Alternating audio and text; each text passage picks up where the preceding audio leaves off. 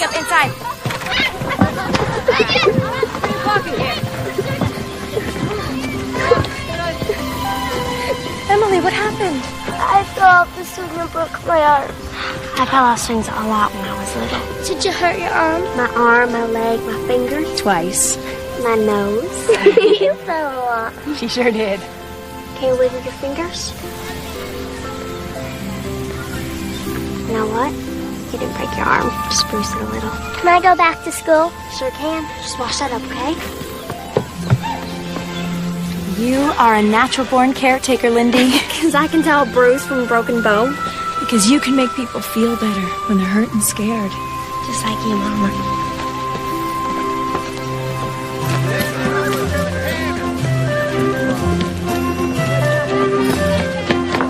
Lindy, what brings you into town? Came to get my newspapers, and I thought I'd ask my best fella to take me lunch at the hotel. One of these days, somebody else is going to be your best fella. And I'm going to get just a little jealous. There may be another fellow in my life someday. Will you always be the best, Papa? That's worth the best meal the hotel has to offer. How'd you get to be so clever to wrap me around your little finger?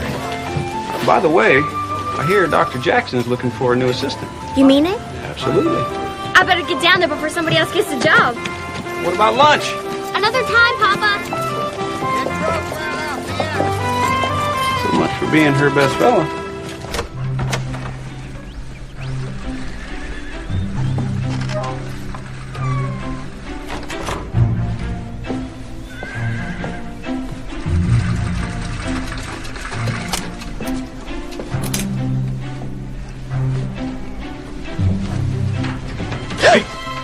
Clark, you startled me.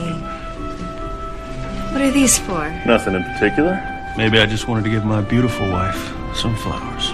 Mr. Davis, you do turn my head. Enough to steal a kiss. You don't have to steal it. Grandma? Grandpa? Did you get all the eggs? You know, the Reds have a habit of laying in the barn. Did you check there? No. Stop lollygagging around. Come on, get to it. Yes, sir.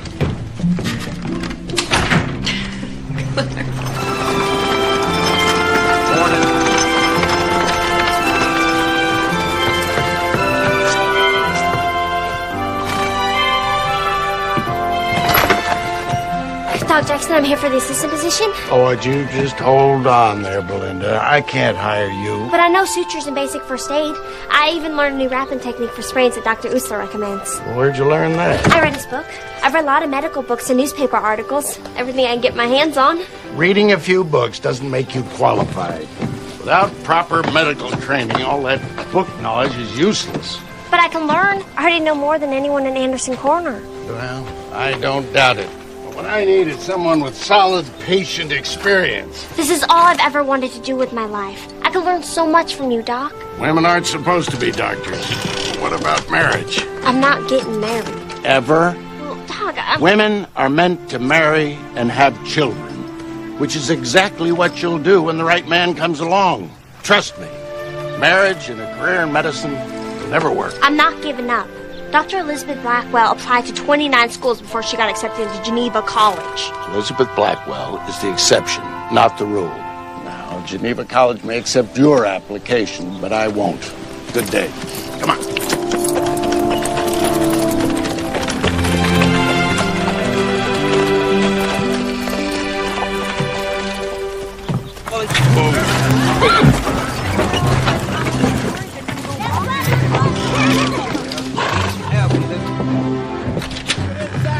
Hey. Hey, Clark, what can I do for you? I just came into town to pick up some supplies from the general store. I thought I would stop by to see if the five of you would like to come out to dinner tonight. Well, that sounds good. I'm always happy to eat at your house instead of mine.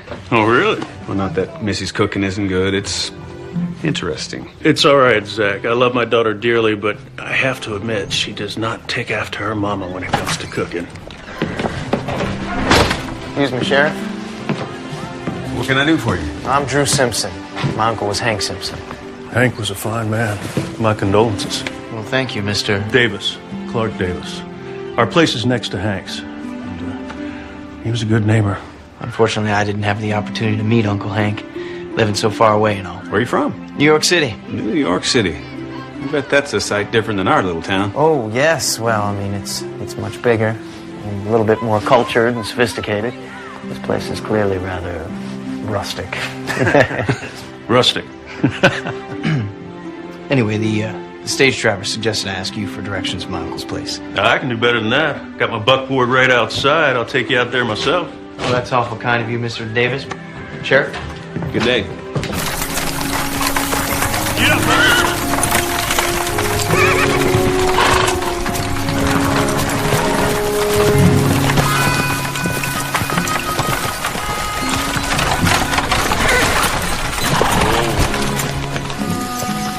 Hold me. Water settled in after your uncle passed. I'm afraid they didn't take care of your place properly. I hoped it would be in good enough shape to sell right away. You're not staying. Certainly not.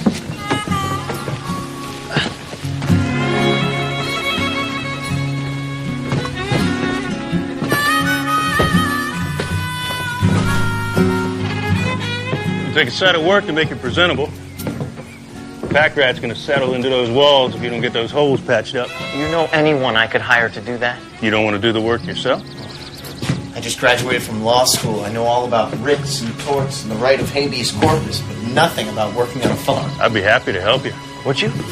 Well, thank you. I'll pay you, of course. Oh, it's mighty generous, but no thanks. I can't let you work for nothing, Mr. Davis. You be allowing me to repay a debt to a good friend. Then I accept.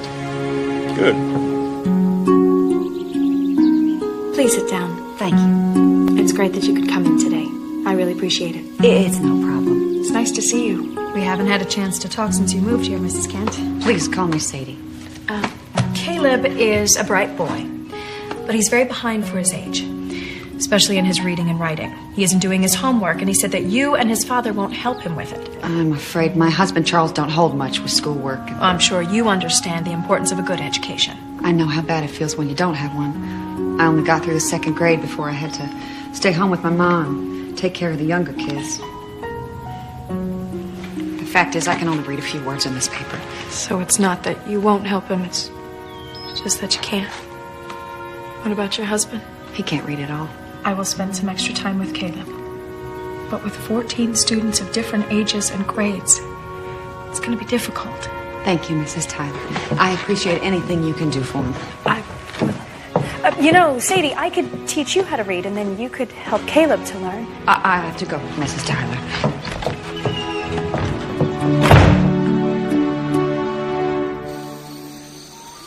I should have figured it out. The Kents have kept to themselves since they moved into town. Couldn't have known, Mama. The signs were all there, I just missed them. Hey, Mom, hey, sis. What's for dinner? Brunswick stew. And it's almost ready, so you boys go and wash up for supper.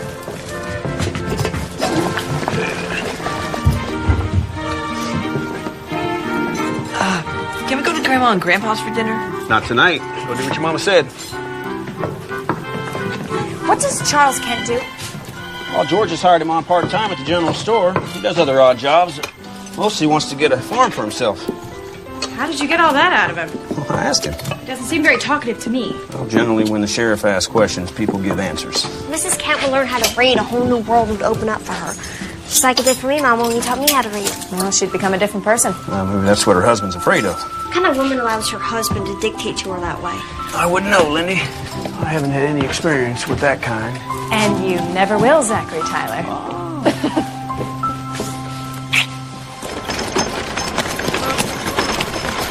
Miss! Hello, miss! Is there a doctor in town? Yes, you heard? No, not me. My employer, Mrs. Stafford Smythe, has grown gravely ill. We were on the stagecoach passing through, and Mrs. Stafford Smythe became ill. I fear for her life. I didn't think she'd make it, miss. How long has she been like this? An hour or so, miss.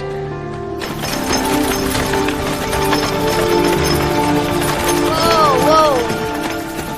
Doc, I got a patient for you.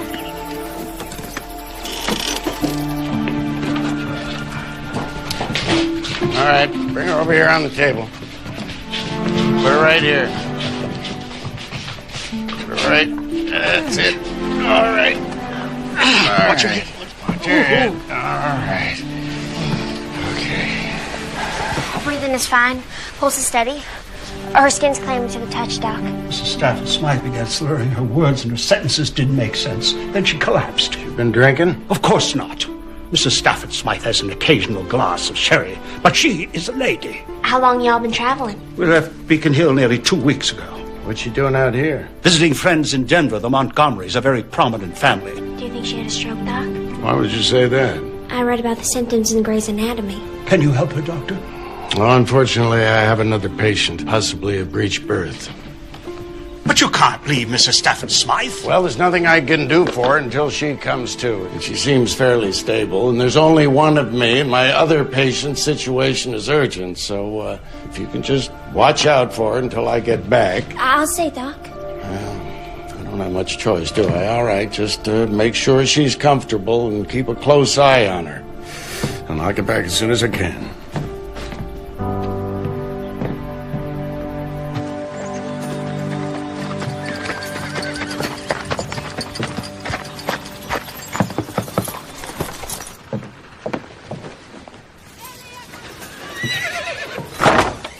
Mrs. Tyler? Hi, Sadie. I just wanted to talk to you about... My boy in trouble at school? Oh, no. No, nothing like that. I just stopped by to bring some books for Mrs. Kent that I thought she might be interested in. You asked her for books? No, she didn't. It's just... I thought that... Well, you thought wrong. She got no use for books here. Now, if you got a job you're offering, it's a different story. No, I'm afraid not.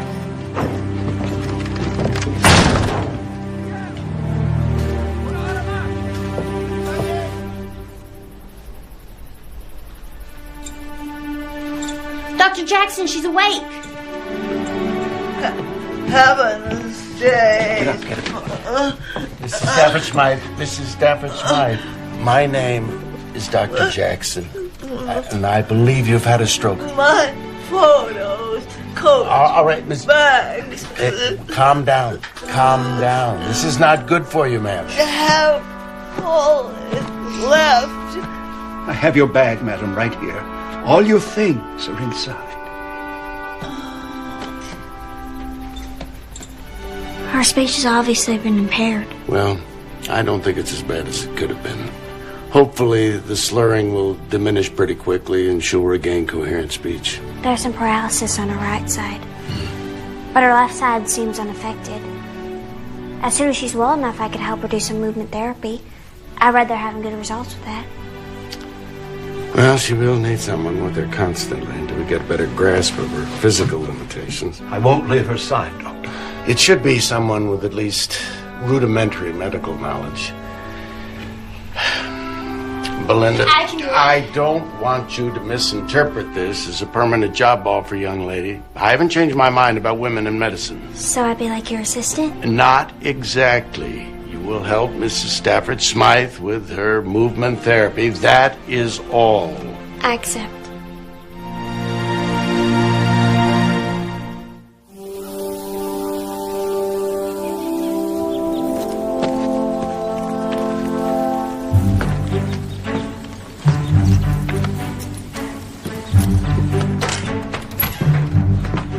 Well, good morning.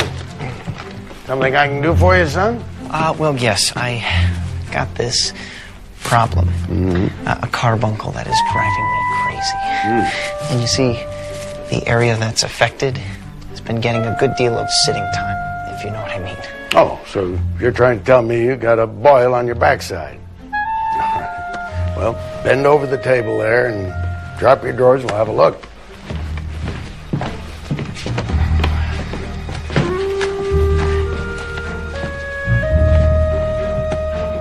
No, that is a mean-looking carbuncle you got there, all right. Would you bring me some of that rider's liniment that's on the top shelf in there? Would you stop rubbing? I can't help it. Well, the more you scratch it, the itchier it gets. Here you go, Doc. Oh, hey now. Whoa. Wait, never mind. Well, what about your carbuncle? What carbuncle? Well, at least take the liniment. Belinda. Doctor? You see, that's another reason I can't hire a woman. How am I going to make my money with you scaring away my patients? Well,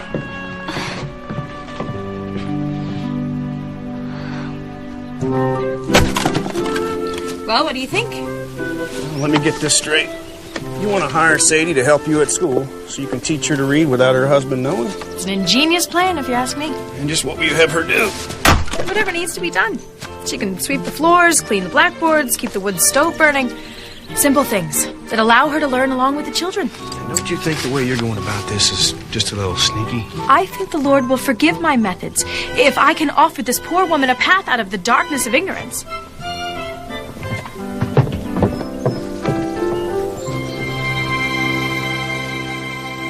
Lindy, how long is Doc going to let you stay on at the clinic? As long as Mrs. Stafford Smythe needs me. After that, Doc says I get the boot. You will prove yourself so indispensable that he will never want to let you go. That's the idea. Grandma, there's one too many plates for the table. We have a guest joining us for supper.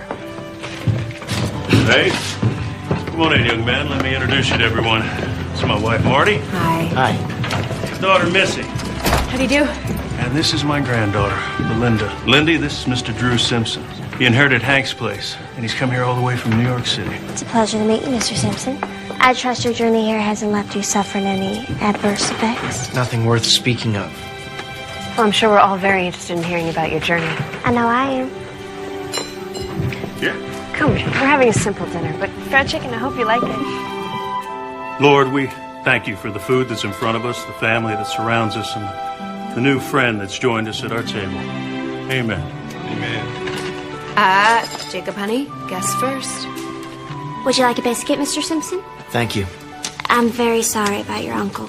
He was a wonderful man. Belinda spent quite a bit of time with him these last few weeks. She nursed him right to the very end. That was very kind of you. Well, Lindy's a natural caretaker. In fact, she's working in town with Doc Jackson. I hope to be a doctor someday. Oh, that's rather unusual, isn't it? Pardon me? A woman doctor. It doesn't seem quite appropriate. Appropriate? Why would a lady want to subject herself to such a mentally and physically taxing line of work? Oh, boy. I would think being from New York City, you'd have a more enlightened view of women. And by enlightened, I assume you mean a view that agrees with yours? Ladies are every bit as capable as practicing medicine as men are. I could recommend several recent newspaper articles for you to read. That is, if you're open to being educated. I think you'll find the majority of men uncomfortable being tended to by someone of the weaker sex. That's true. Some men might be so intimidated that they run away in embarrassment. I'm just saying that, like most men, when I marry, I'll need my wife at home. She'll have enough to do just taking care of me and our children. I'm sure she will. More potatoes, anyone? Yes. Please.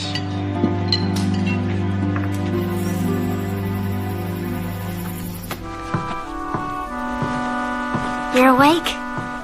Good. How you feeling, Mrs. Stafford Smythe? Tired.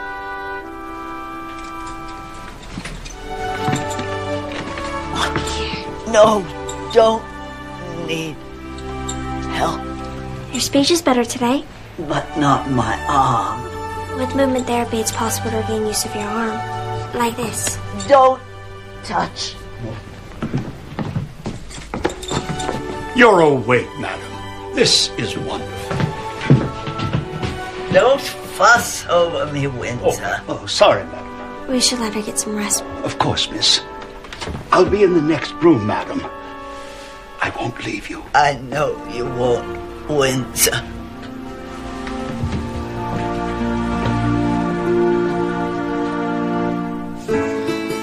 I'd be at a great disadvantage if you hadn't been available to help me fix up the place, Mr. Davis. I'd never got it good enough to sell. Glad to do it. Be careful now, you don't catch yourself on a rusty wire. Hold on. Let me take a look at it. Let me see it. No, it's nothing. Let me see it. Oh, yeah, that puncture wound's deep. Tell you, the one thing you don't mess around with is rusty wire. You get a nasty infection. Now, once you go into town, I want you to see the doc. I'm fine, really. Go on now. I mean it. You don't mess with rust in a gut. I'll finish up here. Yes, sir. All right. Whoa.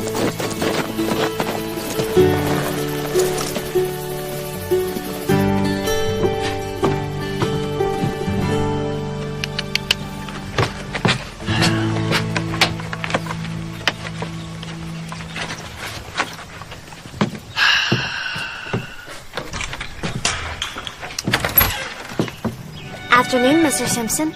Good afternoon, Miss Tyler. I came to see Dr. Jackson about my hand. He's out checking on patients. Why, what's wrong? A little run-in with a rusty wire. When do you expect the doctor to return? Not for hours. Rusty wire? Tetanus can take hold pretty quick. Might end up losing the hand. I think you're exaggerating. I understand that you're uncomfortable being tended to by the weaker sex, but unless we clean that wound immediately, it might be too late. Lockjaw could set in by tonight. Although that may not be the worst thing. All right. How much humble pie do I have to eat to persuade you to help me? Just enough to make me believe that you sincerely regret saying that I have no business becoming a doctor. I most sincerely regret it. Come inside. My grandpa tells me you went to Columbia University. You didn't mention that the other day at dinner. I guess I could have worked that in when you offered to recommend articles to help enlighten me. That would have been a good time. You're so fortunate to have the opportunity to study at Columbia. I suppose that's true. I can't be a doctor without the proper education. Most hospitals won't even consider me for a nursing position. But the proper education requires a great deal of money. I've been saving for a long time. I'm sorry if it stinks. Oh, no. It's all right. Actually, you've been very gentle. There. You're all set. Remember to keep the wound clean. At the risk of bringing up an old argument, I must say that you're a bright and beautiful young woman. Beautiful? Yes. Anyway, you'll surely be married before long. Why would you want to waste your time preparing for a career that you'll have to leave? Why does every man assume that I'm on a hunt for a husband? Isn't that the goal? Find a mate, settle down, have children? As a lawyer, everything is black or white to you, isn't it? Well, that's rather simplistic, but there is a clear-cut sense of right and wrong in the law that I've come to appreciate. That's why we're different. I see all of God's colors, and somewhere between black and white is my dream to be a doctor. I should get back to the ranch. Of course. Please tell my grandpa I said hello.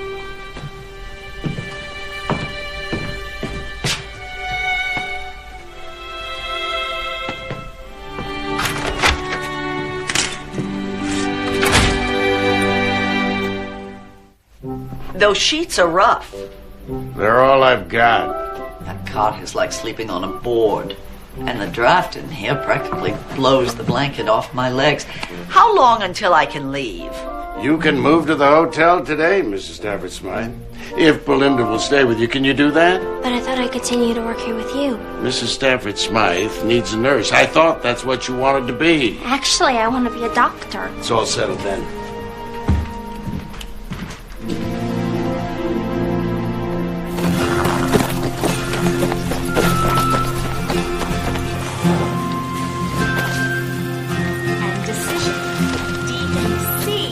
I-S-I-O-N. I think that's recess. You're dismissed. You want me to keep an eye on Mrs. Tyler? Yes, thank you, Sadie. Is everything all right? You forgot your lunch today. Oh, you were so sweet to bring it. I am starving. Thank you. Saw Charles Kent this morning. He told me Sadie really enjoys working here. She is learning more and more every day. She's already ahead of Caleb. Now she can help him with his work. I know how much you want to help Sadie, but Charles is a proud man. Pride is a man's downfall, Zach. All I'm saying, Missy, is that he won't take it too well if he finds out she's doing something behind his back. I'll see you tonight. Bye.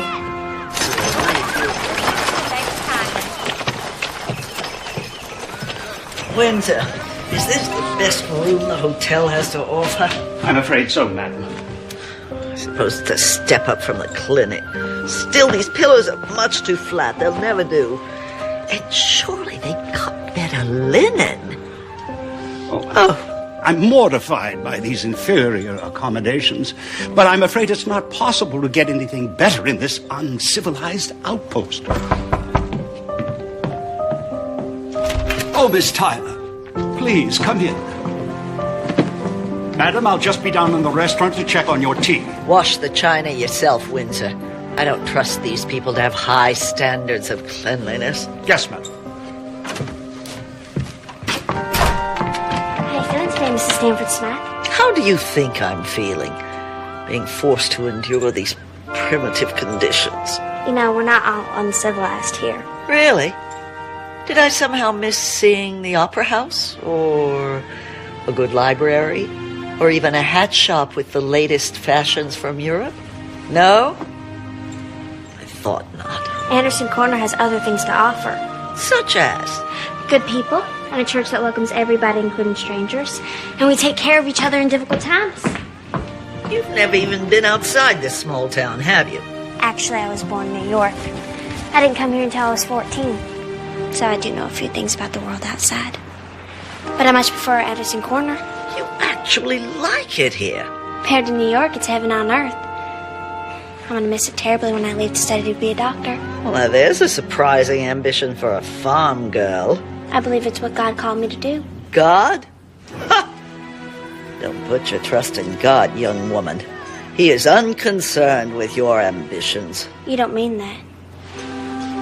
The only thing you have to rely on in this world is yourself. It must be awful lonely believing in nothing but myself. When you've had a little experience with the harsh realities of life, you'll abandon that naive faith. I've had a great deal of experience of harsh reality. Without my faith, I'd expect I'd be much like you.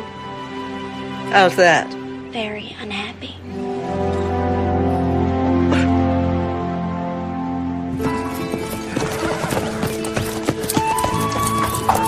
Whoa, whoa, whoa.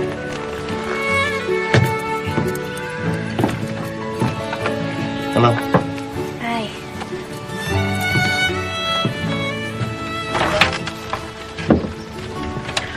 Drew, I'm so glad you could join us for supper. Belinda, I need some eggs, please. All right, Grandma. Everyone here works for their supper.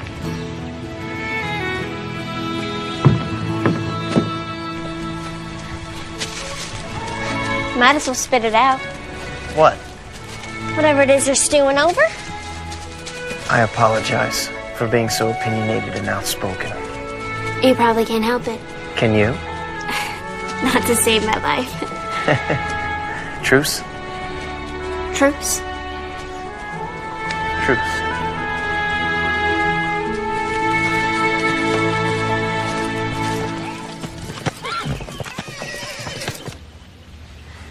Now remember, as I'm moving your arm, gotta imagine you're doing it on your own, okay? I saw you reading late into the night last night. Oh, I'm so sorry. Did light keep you awake? My age keeps me awake. I'll turn the light out earlier tonight. Must have been a very interesting book to keep you awake at that hour. Oh, it is. It's called The Laws of Life, and it's written by Dr. By Elizabeth Blackwell. You know of her? I heard her speak in Boston. She's a very intelligent woman.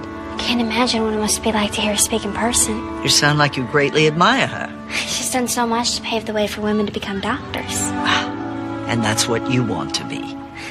I'll be fortunate if I'm able to train to be a nurse. The schooling for doctors is terribly expensive.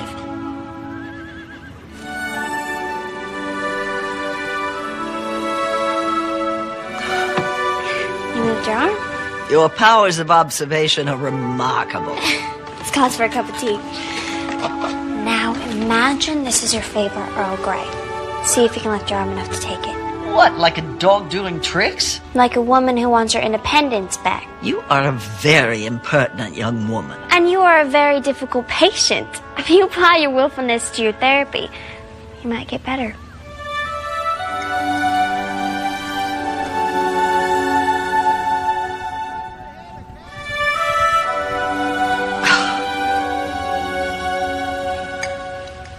We'll try again in the morning.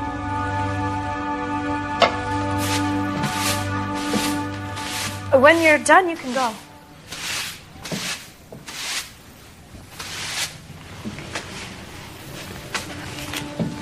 Who is Charles Dickens? A very talented author. You can borrow the book if you like. Oh, no, thank you. I'll see you tomorrow, Mrs. Tyler. Okay.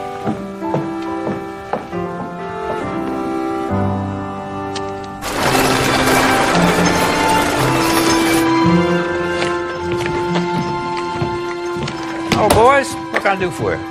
Mom needs some flour. All right, what kind? She usually has wheat. Wheat's good. Yeah. All right. You okay, Mr. Brown? Oh! Mr. Brown! Dad, Mr. Brown is ill!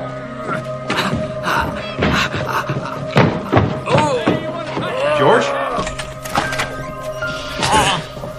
Doc, George needs to have you take a look at him. He's got a pain that's got he can't even stand up straight. Okay. Get him up there on the table and I'll look at him. All right, George. You've been vomiting, huh? Yeah. Mm-hmm. Oh, you don't have a fever. You've been into the candy again? Well... Yeah, I thought so. I gotta get back to the office. If you need anything, let me know, Doc. All right, thanks, Hank. Hi, Daddy. Would you get my watch over there on the desk, Belinda? Take his pulse. Checking for rebound tenderness. Well, if you're so smart, what am I doing now? Using McBurney's point method to diagnose what's wrong. 125. And I suppose you have an opinion. I think he has acute appendicitis. He probably needs surgery. If he has an appendicitis attack, it's not bad enough to warrant surgery. But if his appendix were to burst, Doctor... Burst? Just calm down, George. There's nothing to worry about now. You can get up. All right. Look, if you get a fever or if the pain gets considerably worse, you come and see me. Even if it's in the middle of the night. You take a teaspoon of this 3 times a day till the pain goes away. And, George, you stay out of that candy jar. You're a grown man, not a 5-year-old. Yes, sir. All right. Much obliged.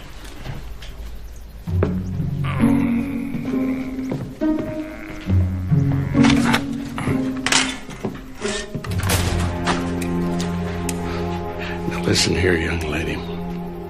A good doctor never performs an unnecessary surgery. It's too risky, unless the patient will die without it. But he had all the symptoms. If he had acute appendicitis, George would have been right off this table from the pain. Might even have passed out. Probably has nothing worse than a simple stomach ache.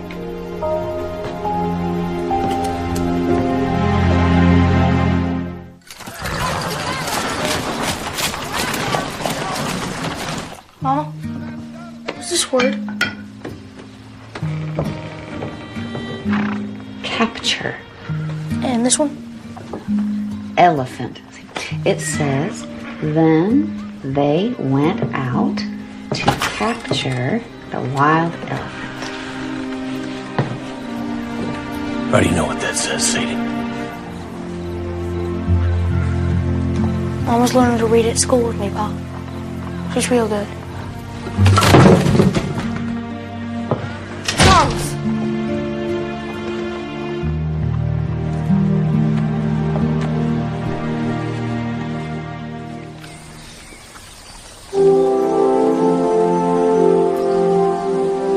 Oh, you sure are a lucky man to have a wife who cooks like Marty does. I am blessed, that's for sure. I thank God every day that he saw fit to put me and Marty together. When did you first know you loved her? That's easy. When I thought I'd never see her again. I felt a terrible emptiness inside of me. And I knew that if I didn't get her back, nothing would ever fill that up again. It's a pretty clear sign. I thought so. What about you, though? Tell me about that life you got to get back to. You got a young lady waiting for you? No. My father thought I should concentrate on school before getting serious about anybody. He may be right. He's always right. Sounds like a man who's pretty sure of himself. If he's ever had a moment's doubt, he hasn't admitted it. Considers it a weakness, I'll bet. Yeah. He says if someone senses weakness in you, that's when they go in for the kill. Well, that's a pretty harsh way to look at life.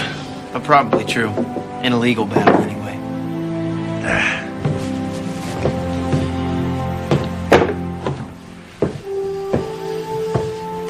Now, we can both go up on that roof, and you can find a way to hurt yourself again. Or you can take the wagon into town and pick up those supplies that we ordered. That's an easy choice, sir.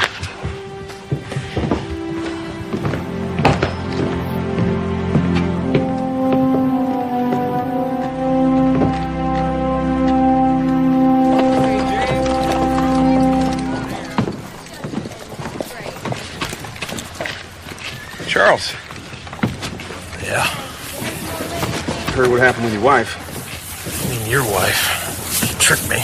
I'm not apologizing for Missy. She was acting out of kindness and with the honest intent to help. I don't see how this has anything to do with you, Sheriff. Unless there's some new law about reading that I don't know about. You know, Charles, there's no shame in not being able to read. The shame is from not even trying. Hey.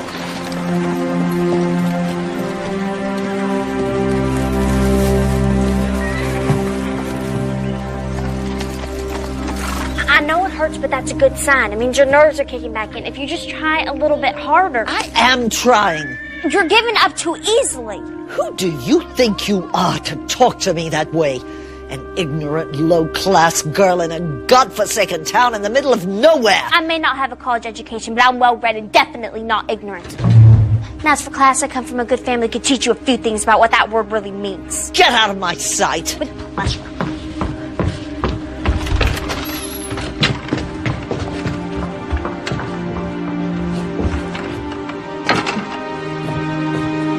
Windsor?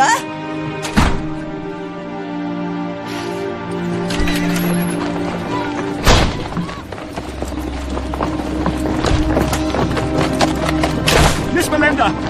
Miss Belinda, please, wait up! Wait up, Miss Belinda! Miss Belinda! I'm sorry, Mr. Windsor. I know you're used to taking her abuse, but I'm not about to. Mrs. Stafford Smythe would never mean to be abusive to you, miss. I don't know what you call it back east, but out here we call it rude and unacceptable behavior. May I share something of a personal matter with you, Miss Tyler? Something I'd like to show you. This is Benjamin and Lucy, Mrs. Stafford Smythe's children. I thought she didn't have any children. She doesn't now. Oh, I see. Mrs. Stafford Smythe became a widower shortly after Lucy was born, and her children became everything in her life, miss. What happened to them? Lucy passed away when she was 5 of the scarlet fever, and Benjamin drowned just before he was to graduate from Harvard. Terrible. When Mrs. Stafford Smythe lost Lucy, the only thing that kept her going was Benjamin. And when she lost him, I was afraid she... So sorry. That explains her anger and bitterness, but that doesn't excuse her behavior. I just want you to understand that Mrs. Stafford Smythe was not always the way she is. She was a kind, generous woman. Try to think of her the way she was before unbearable loss changed her. Try to see her with a forgiving heart and not a judgmental mind.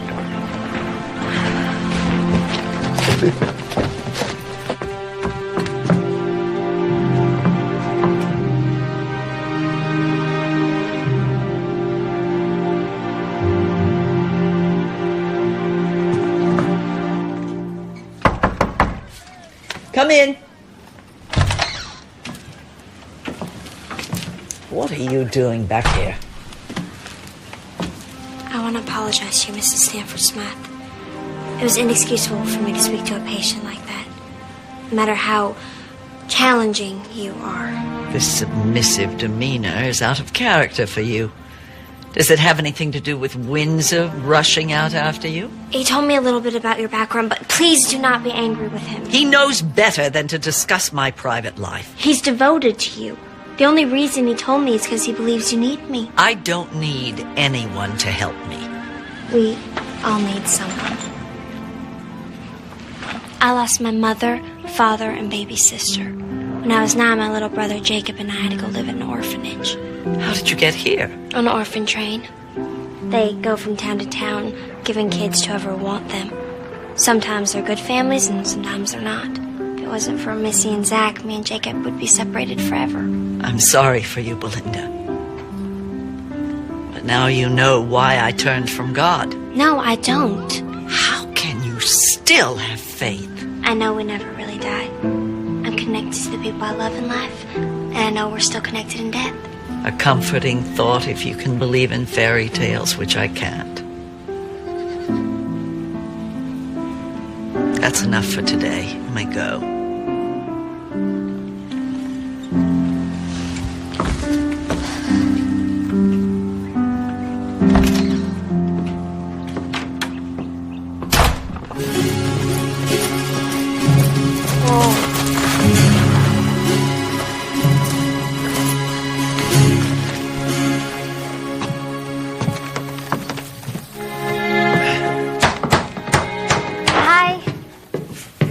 Belinda. I was visiting my grandma and she wanted me to bring lunch to y'all. Well, your grandpa went into town to pick up some lumber. He should be back soon. I'll just leave this here then. Wait. Why don't you stay and visit a while? I can't. I should be getting back to the clinic. Well, I was thinking that maybe we could have lunch at the hotel sometime. I'd like that. Tomorrow? Well, sure.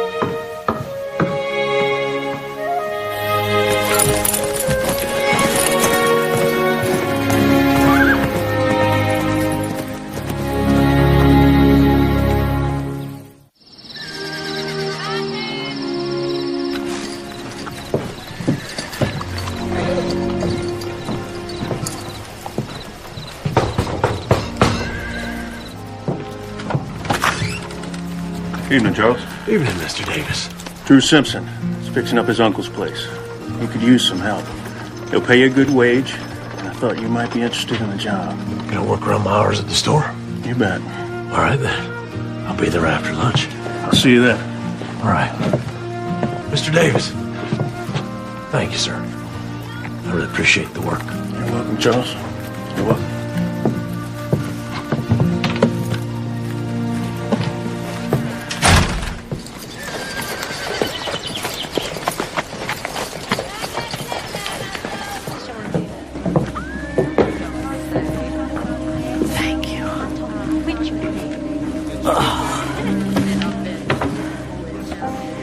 I envy you your faith, Belinda, but I can't share it. And even if I could, it doesn't change the fact that the only reason I didn't let that stroke kill me is my distant relatives who are just waiting for me to die so that they can inherit my fortune. I think the whole reason your stroke didn't kill you is because God has work for you. Find a purpose by loving other people. And losing them. The fact that you grieve deeply means you love deeply. There's so many people out there who need what you have. Who would that be? At the orphanage, there's hundreds of children without parents or parents who just simply give them away. So you're suggesting I give money? Not just money. Yourself. You have so much love to give and they need love. Aren't we supposed to be practicing? Reach for the teacup. One hand.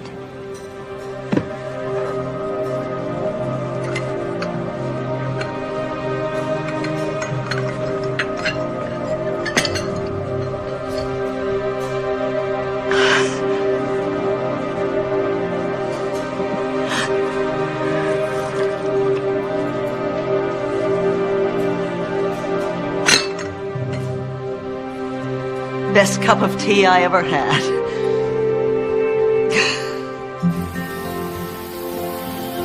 Hold her right there. Okay. That'll do it. Thanks again, Charles. I'm not sure what I would have done without you. You're more welcome, Mr. Simpson. Drew. All right, Drew. Can I ask you a question about the law? Sure. About adoption. You and your wife thinking about adopting a child? Well, not exactly. Sadie was married before we met. Her first husband, it was Caleb's pa. He was a real no account. Used to beat Sadie and Caleb both. She divorcing? Yeah. He got in a bar fight, and he hurt some fella real bad, and they put him in prison. Gave Sadie a chance to get away, but he's fixing to get out soon. And I know he's gonna come looking for Caleb. Now, if I can adopt him, does that make him my boy? And ain't nobody can take him away? That's right. Sadie's awful worried that he won't give up his claim to Caleb. Well, under normal circumstances, he'd have to agree to it. But because he's been in prison, there's no way the court would favor him over you. You sure about that? Well, I'll draw up the papers to petition the court. We'll see what the judge has to say. Well, now, I can't pay you right now, but You don't have to. Well, I don't take charity. Consider it part of your wages for working here. Like a bonus for doing a really good job. All right. Thank you, Drew. It's my pleasure, Charles.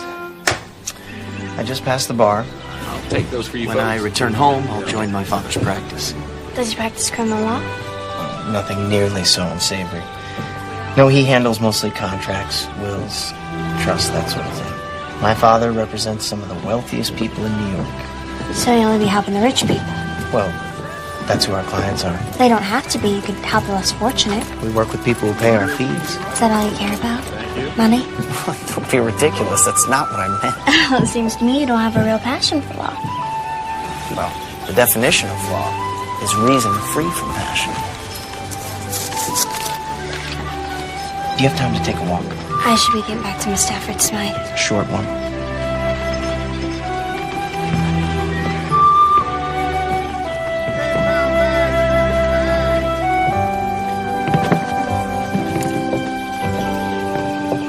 So do you really want to be a lawyer, or was it simply expected of you? It was always understood that I would follow in my father's footsteps, yes. What does your mother think? Doesn't her opinion matter? Well, her opinion would matter a great deal if she was still alive. She died when I was 8. Oh, I had no idea. I'm so sorry, Drew. You know, for a long time after she died, I used to play this little game every time I left the house. I'd pretend that when I came home, she'd be there, hiding somewhere, waiting for me to find her. Of course, the only thing I ever found was the latest governess my father had hired. He gave me every material advantage I could ever hope for. The only thing I ever wanted was my mother to be there when I came home. You're privileged to have both your parents. Actually, I was adopted. I would have never guessed they're not really your family. I mean, not that... It's all right. First, I didn't feel like they were my family. And they made me realize that loving someone has nothing to do with being related. Everything to do with opening your heart and letting someone in. I envy the relationship you have with your family. Why? You really love each other. I haven't felt that since my mother died. That sense of security, of knowing that someone will always be there for you. You'll never be completely on your own again. Yes. Exactly.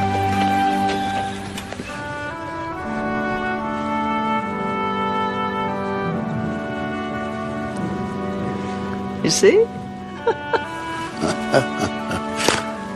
My. You have made remarkable progress, Mrs. Stafford Smythe. I must say I am very impressed. To be truthful, I wasn't sure you'd regain use of your arm. Nor did I think so, but Belinda was stubborn about my therapy. She'd listen to me grouse and complain, but she never gave up on me. She's a remarkable young woman, don't you think, Doctor? Yes, she is. Indeed, remarkable. I know you must be anxious to get back to Boston, and I think you can start planning to go home now. Oh, thank you, Doctor. So, what did you ride all the way out here to ask your grandma?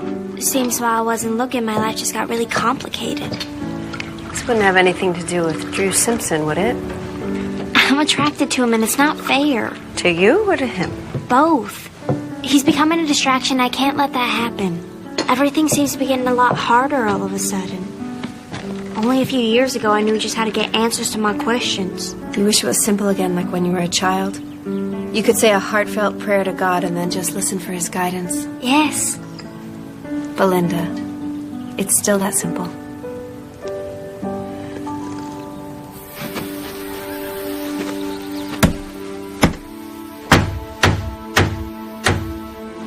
Here, you want to take a break? What?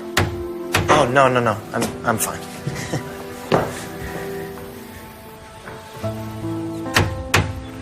Something weighing on your mind? No, nothing. Have you ever had that experience where you think a person is one way and they turn out to be something else entirely? I think we've all had that experience at one time. I had Belinda all figured out. Then I get thrown for a loop. And that's bad. Well, it's complicated. She makes me think about things I thought were all settled. Such as? Where I'm going to live, what I'm going to do, even whether or not my life has any real meaning or purpose. A woman can do that to a man. I know what I want to do with my life. want to sell this place, go back to New York, go into my father's firm, get married, and raise a family. Well, in that case, what is the problem? Belinda is the problem. I don't want to think about her. I don't want to get involved with her. She's nothing like the kind of woman I have planned for my future. She wants a career in a man's field. She's opinionated, outspoken, strong-willed, smart, kind. That doesn't sound like a problem, son. That sounds like an opportunity. Whoa.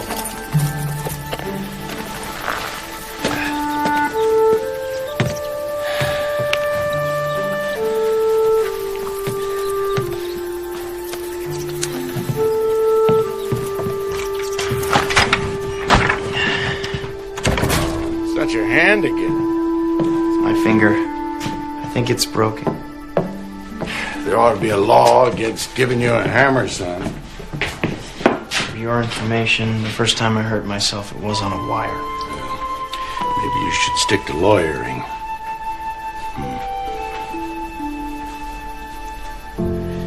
Belinda, why don't you look at the boy's hand?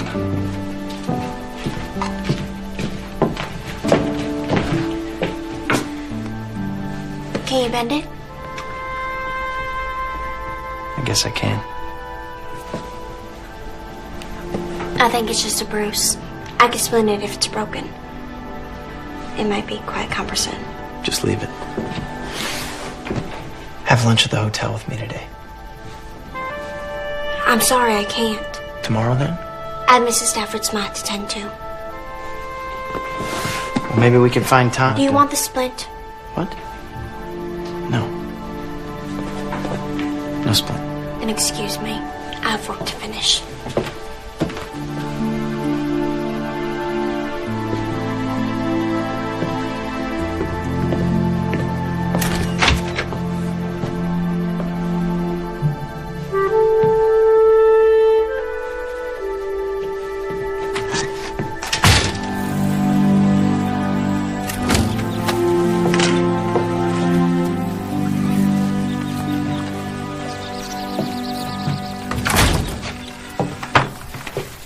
Belinda, wait. I have to get home, Drew. I have things to do. Why are you being like this? What happened? I don't know what you mean. Yes, you do. When the farm sells, you'll be moving back to New York, right? Well, yes. And I'll be staying here. So where does that leave us?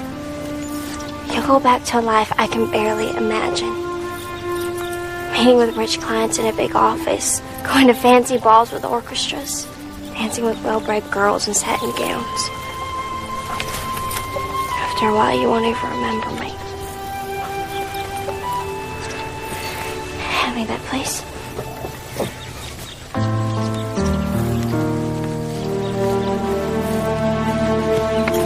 Come on, Jackie.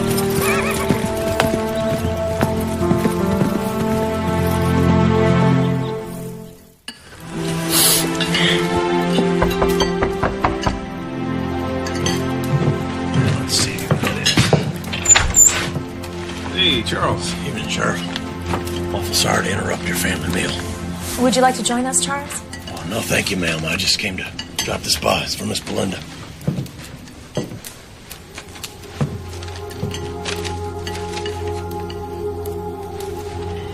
Seems Drew hurt himself again. I better go check on him. I'll be back as soon as I can, Mama. Thank you, Charles. Sure.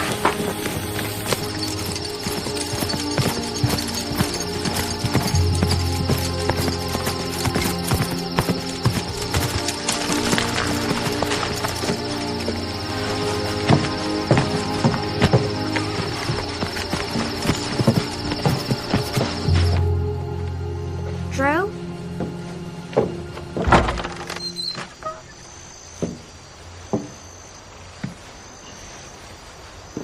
What?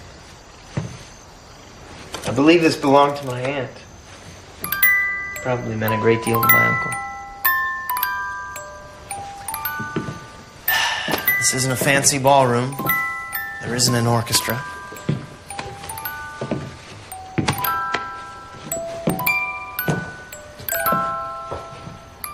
But if if I can have this dance. I promise you, Belinda, I will never forget it.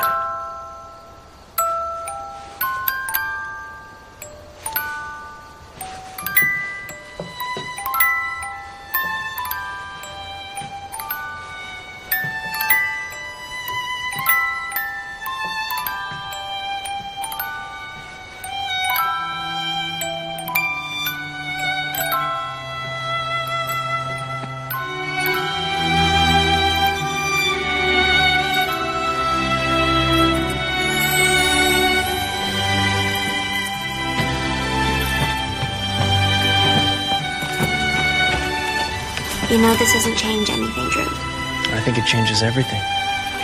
I should go in. I'll see you tomorrow. I don't think... Tomorrow.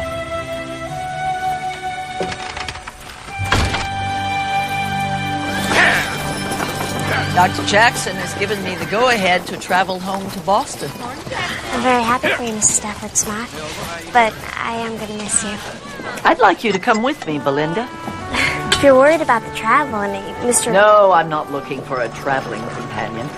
I'd like you to come back to Boston and live with me. Take me to that orphanage. I'd like to meet those children. You don't need me to take you there. I'll just get you the name of the orphanage. No, well, Belinda, there's more. I would like to pay your way through college and medical school. You shouldn't have to settle for small dreams. Dare to go for the big ones. You'll make a fine doctor, Belinda. That's a much too generous offer, Mrs. Stafford Smart. I'm afraid I can't accept it. Why on earth not? Because it'd take me years and years to pay you back. Well, it's not a loan, it's a gift. I'm a very wealthy woman. I can afford to do this for you. I would like to think if my Lucy had lived, she might have grown up to be just like you, Belinda. Even if I could accept your offer, they'd never accept me into a good college. I mean, most of the schools don't even allow women. Oh, posh. I'll just send up a smoke signal to my friend Sam Gregory. Dr. Samuel Gregory? The Dr. Samuel Gregory founded Boston University School of Medicine? Yes, one and the same. I don't know what to say. Well, say yes. Thank you, Mrs. Stafford Smart. Thank you. Now, I know that you'll need to talk this over with your family. But when I leave next week, I hope you'll be with me.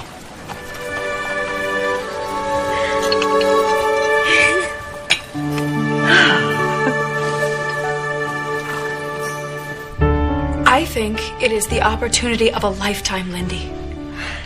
But Boston is very far away. And we'd certainly miss you. And I'm gonna miss you. And Papa and Grandpa and Maddie and Jacob. I can't leave Jacob. Oh, we'll take good care of him. Besides, we all knew that you were going to have to leave Anderson Corner one day if you were going to get a good education. It scares me about thinking of leaving everyone. When I came out here from back east, I was scared too. So was I. When I left with my first husband, Willie, I had no idea what lay ahead. The only thing I knew was that I was leaving the only home I'd ever known. How'd you both do it? When you face the unknown, you have to gather every ounce of courage you possess, and then tell yourself that if it's the right thing to do, everything will work out fine. And if it doesn't, you can always come home. So you think I should go? I think you should do what your mom and I both did. Pray about it. And then decide.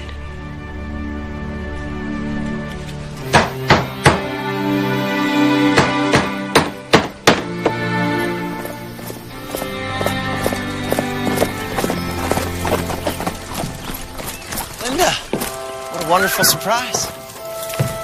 I can only stay a moment, Drew.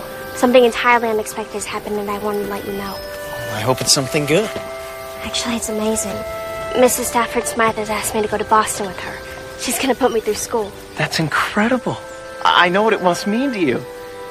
You know Boston isn't that far from New York. Maybe we could... That's just it, Drew. No, we can't. Why not? As soon as I get my medical degree, I'll be coming back here, practicing with Doc and hopefully taking over for him someday. You may change your mind when you get to Boston. It has a great deal to offer. It doesn't have what Anderson Corner does. My family, people who really need me, they probably won't have a doctor when Doc's gone. Linda, we can work this out. I've thought hard about this, Drew. I've prayed even harder. I will never fit into your world. My life is here. The only way we could be together if one of us is miserable. Belinda. I said what I came here to say. Belinda. Belinda!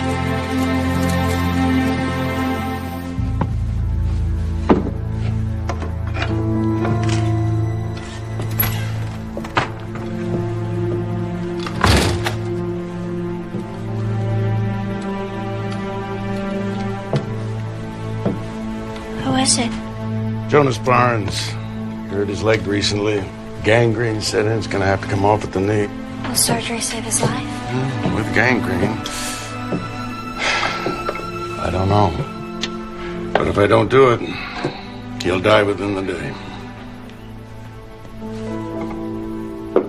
I can help. Linda, this is life-threatening, gruesome surgery. I can handle it, Doc.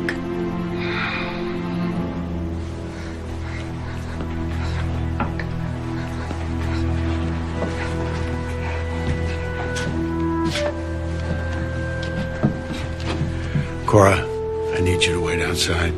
I'll come and get you as soon as we're done.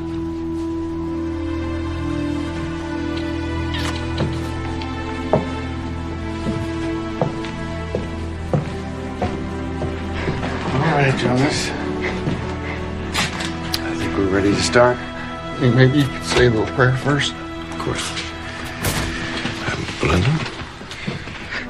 Lord, we are eternally grateful that you are here with us now, and pray that you bless Doc with a steady hand, and bless Jonas with a peaceful heart, and Cora with the knowledge that you are in control of this day.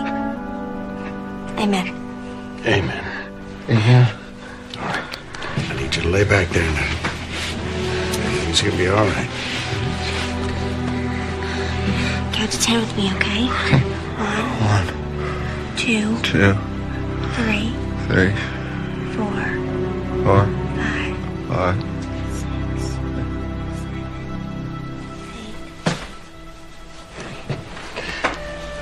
He's out.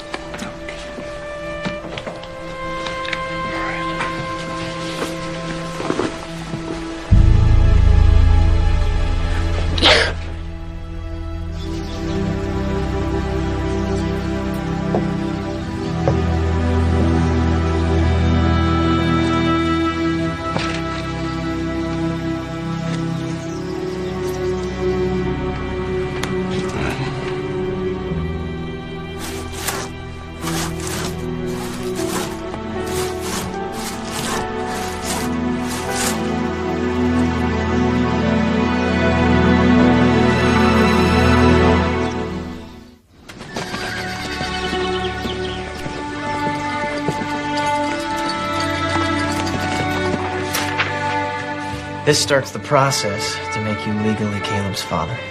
I'll just need you to sign there, and then I'll file the paper with the court. You really think the judge will grant the adoption? I can't guarantee it, but it should be an open and shut case.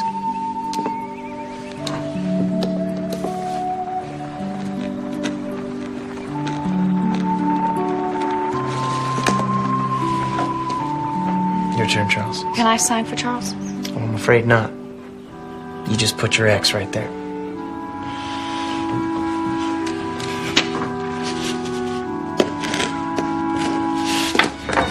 Very good. You know, you're my first client. Now, if you'll excuse me, I need to be going. Thank you so much, Drew. I really appreciate it. You're more than welcome.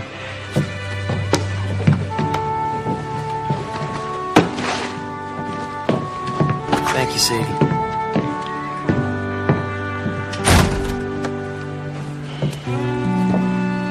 Charles, we haven't talked about what happened with Caleb. I want to explain. No, you don't have to, Sadie. I'm sorry I went behind your back, but I don't understand why you don't want me to learn to read. I reckon if you learned how to read, you'd see that there's a whole lot more out there than what I can give you and Caleb. Charles, you are the finest man I've ever known. I don't know what Caleb and I would have done without you. Oh, Sadie, I love you both so much. And I've been mighty proud to give Caleb my name. But I wonder if he's going to be ashamed of me. You know what would make your son proud of you, Charles? Seeing that his father had the courage to do something very hard, and all because he loves his son so much. If I can do it, I know you can, Charles. It would be nice to be able to read that piece of paper that says I'm Caleb's pa. Think she might teach us together.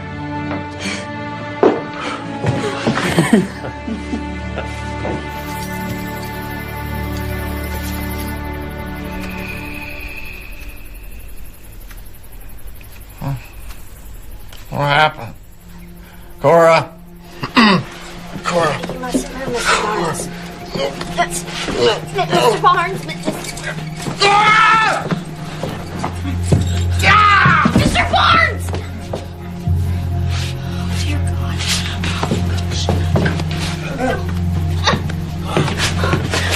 What happened?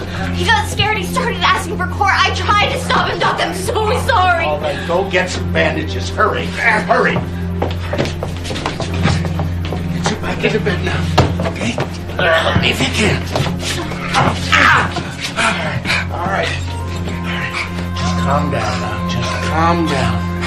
Calm down. All right, it's going to be all right. Now, Jonas, it's going to be all right. It's going to be all right. Listen to me, Jonas. You have to relax. Jonas. Shh, shh, shh. All right. Shh, shh. You have to relax. Jonas. Oh, Jonas. Please don't do it. Oh. No. Jonas.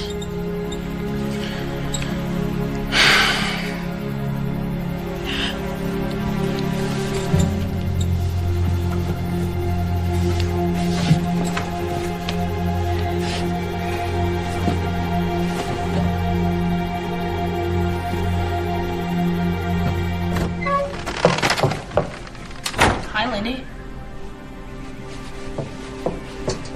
Boys, go outside, please.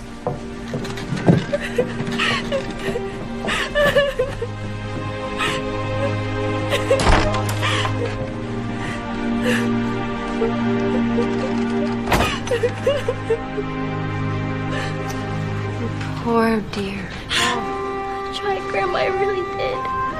He was so strong. How could he be so strong after what he went through? He was very frightened. Fear can do that. I haven't seen anyone die since my mom and baby sister. So horrible to see the life drain out of him so fast. I'm so sorry, darling. It was so awful. It wasn't your fault, Belinda.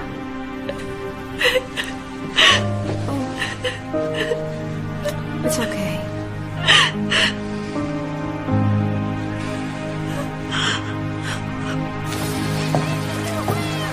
It must be hard on him to lose a patient he's tried so desperately to save. But once he gets past the sadness and frustration he must feel, he will tell you it wasn't your fault. If it wasn't my fault, then why do I feel like it is? Because you care deeply about people, and that's what makes you hurt for them. And that is also what will make you a good doctor. I don't think I'm cut out to be a doctor after all. I'll just stay here and be Doc's assistant if they'll let me. Belinda, you can't mean that. I'm afraid I do. No.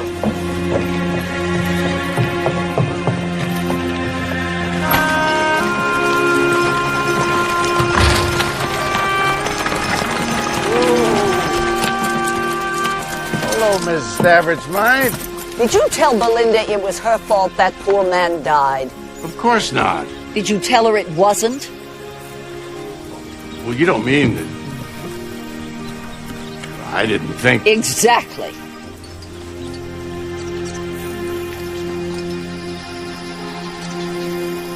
All right. That ought to do it.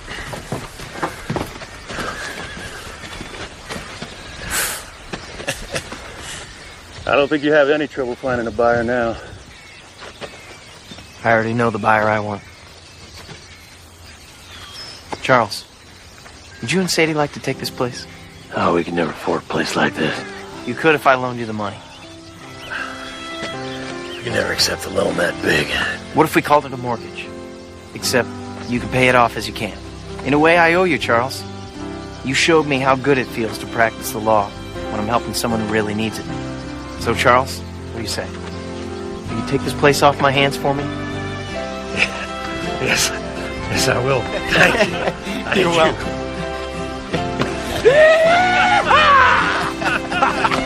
Oh, that's funny. Mighty nice.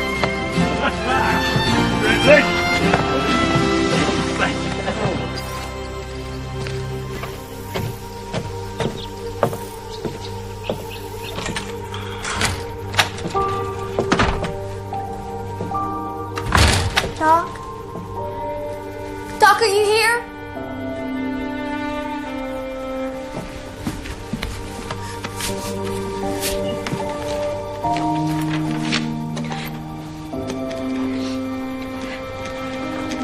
Dear Doc, I'm so sorry to have let you down, but you were right. I don't have what it takes to be a doctor.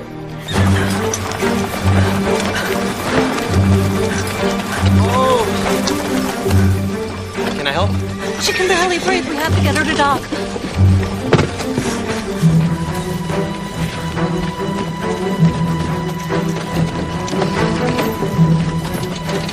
Hold on to her.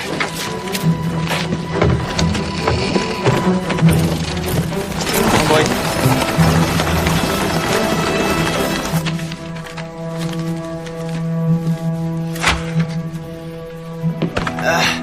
Where's the doctor? He's not here. Belinda, I need your help. You have to help her. She's turning blue. I don't know what to do, Caroline. I'm sorry. You're her only chance right now. I can't be responsible for Sally's life. This is your destiny, right? This is what God wants from you. You have to believe that, Belinda. I do. Please. Trouble breathing. What is it? What's wrong with my baby? It could be a number of things. If my diagnosis is wrong. Please, Belinda.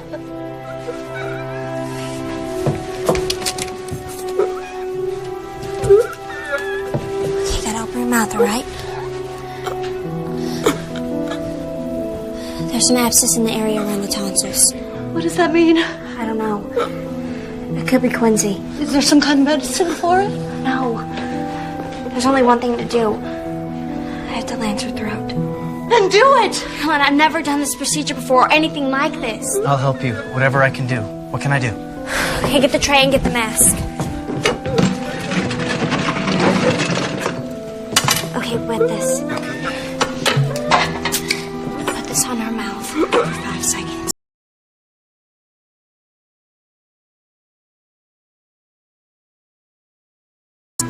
Two, 3, 4, 5. You gotta hold her head still so she won't move.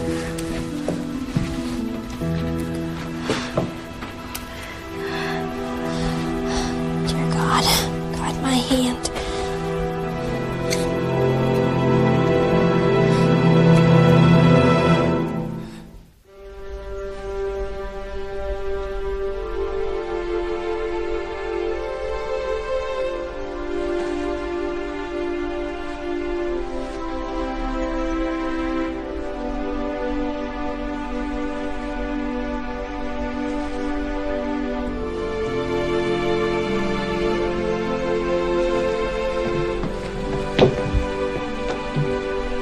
Looks like she'll be fine. Belinda, what you did. Could have gone the other way. I could have lost her, Drew. But you didn't. You were smart enough to figure out what to do and brave enough to do it. I was terrified the whole time. It didn't stop you. Oh, Belinda, I have been looking all over for you. What's happened? What is it? Belinda saved my daughter's life.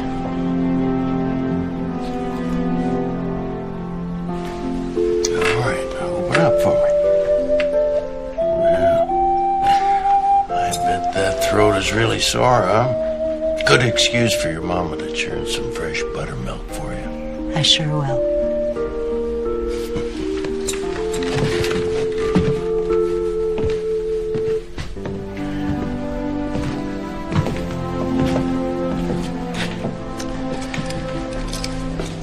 You know, you saved her life. But I didn't save Jonas's. Yes, about that. I owe you a very big apology. Jonas's death wasn't your fault. But I couldn't hold him still. But that's not why he died. Jonas was dying when he came to us. We were trying to save him, but unfortunately, the surgery was just too much for him. I told you how difficult it is losing a patient. I've been practicing for 40 years, give or take. That never gets any easier. When it hurts this much, it just means that you care that much more about your patients. I don't think I'm good enough to be a doctor. Oh, yes, you are, young lady. You go back to Boston with Mrs. Stafford Smythe. But you just make darn sure that you come back here when you're a doctor. Well, don't start crying or else I'll think I made a mistake after all.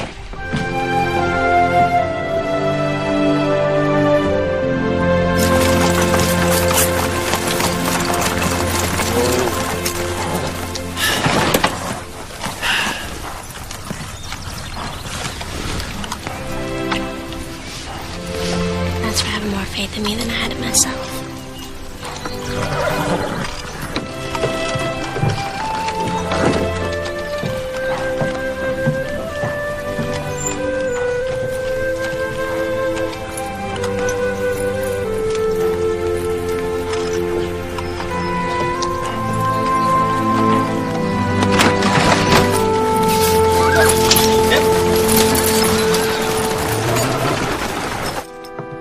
Are you sure you don't want us to see you off at the stagecoach? I'd rather we say goodbye here. You know, by train, Boston isn't as far as it once seemed. Are you all right, Belinda? Yes, Mom, I'm fine. No second thoughts about leaving with Mrs. Stafford Smythe? No, not anymore. I feel at peace with my decision. So your second thoughts are about Drew? I love him, Mama. I really do. It can never work. Sometimes one dream is all you can have.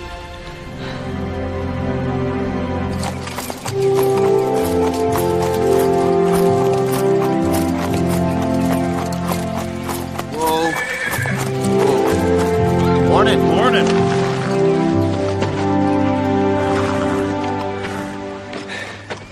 I just wanted to say goodbye, Clark. And thank you for everything. You headed home? Charles and Sadie are moving on to the farm. I'm headed back to New York tomorrow. I imagine Belinda left. We said our goodbyes at Missy this morning. She's probably getting on the stage right about now.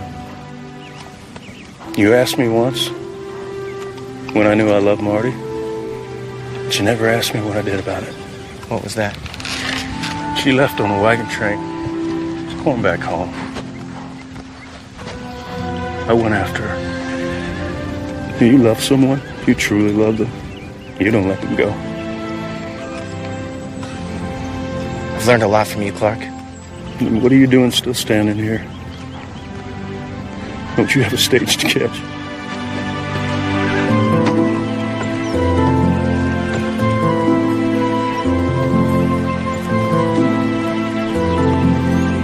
Last call, Denver stage. All aboard, folks. Last call, Denver stage. Whoa. Belinda. Oh, my goodness. Don't go. I'll practice in Boston while you're in school. Then we'll come back here. You'd be happy practicing law in Anderson Corner? Anderson Corner is the place I learned to love the law. And it has you. I don't think I could be truly happy anywhere else. This isn't your world, Drew. You're my world. I love you, Belinda. Marry me.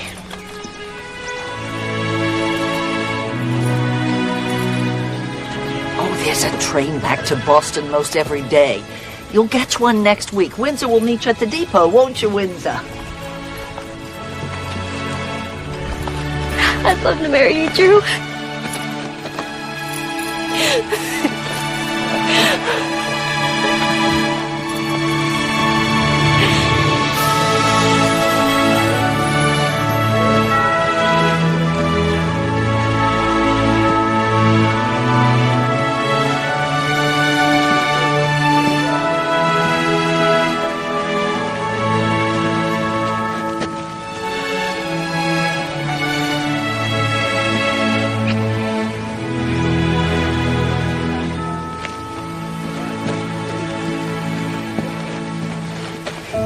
You, Andrew, take Belinda to be your lawfully wedded wife, to have and to hold, for richer, for poorer, in sickness and in health, forsaking all others, till death do you part?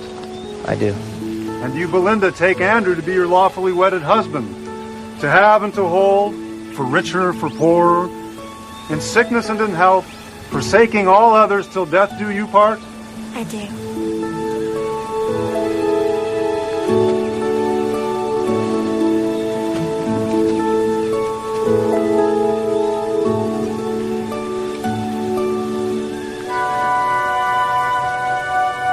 I now pronounce you man and wife.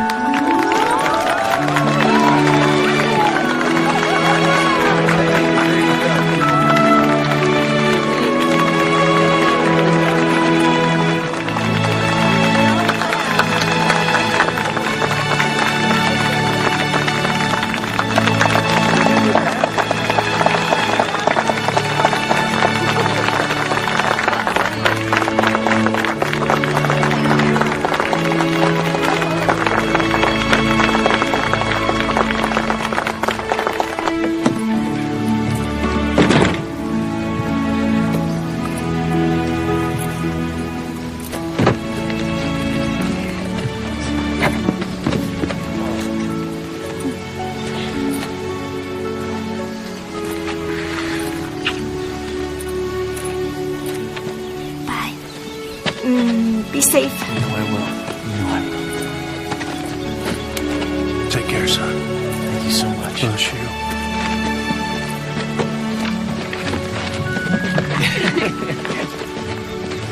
Bye, Grandpa. All right, take care, honey. Come here, Jacob. Good? Marty. Take care. Thank you. Absolutely. Take care, my girl. Will do.